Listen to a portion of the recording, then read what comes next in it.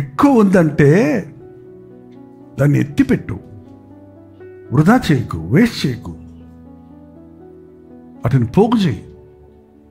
ఇది ఫలానా విషయం, దేవునిదైతే దేవుని విషయం, నీ ఫ్యామిలీ అయితే ఫ్యామిలీ విషయం, నీకు బిడ్డలు ఉన్నారంటే బిడ్డల భవిష్యత్తుకి, నీ కుటుంబం ఉందంటే నీ కుటుంబంలో నేను ఇల్లు కట్టుకోవాలి అని పొదుపు చేసుకో.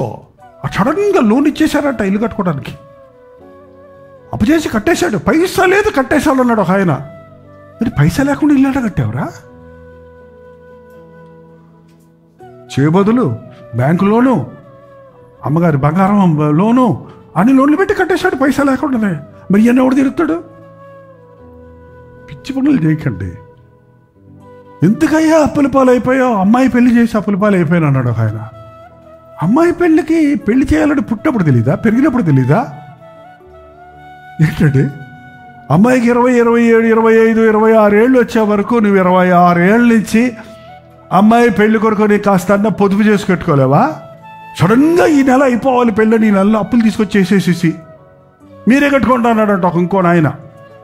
ఏమన్నా కొడుకు పెళ్లి చేసి అప్పుడుగా కట్టుకోరా అన్నాడంట. ఏం చేస్తున్నావా అంటే మా నాన్న చేసిన అప్పులు కట్టుకుంటా ఉన్నాడు. దేవుని ఆలోచనలు సమృద్ధిగా ఉండాలంటే ముందు చూపు ఉండాలంటారండి.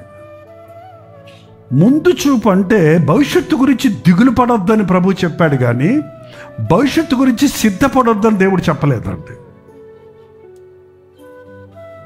దూబరాగా ఉండొద్దని ప్రభు చెప్పాడు, కానీ పొదుపు చేయొద్దని ప్రభు చెప్పలేదు.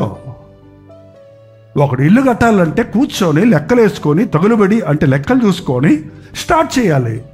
ఇల్లు కట్టేస్తాను సగం కట్టేసి డబ్బులు లేవని ఆపేసి అలాగే సంవత్సరాల తరబడి ఉండిపోతాయి. చూడండి, ఇల్లు కట్టకుండా పని అవ్వదు, కంప్లీట్ అవ్వదు. దేవుడు గొప్ప నిర్మాణికుడు అండి. ఆయన ఏది చేసినా ఆయన slow and study, in his time he will do.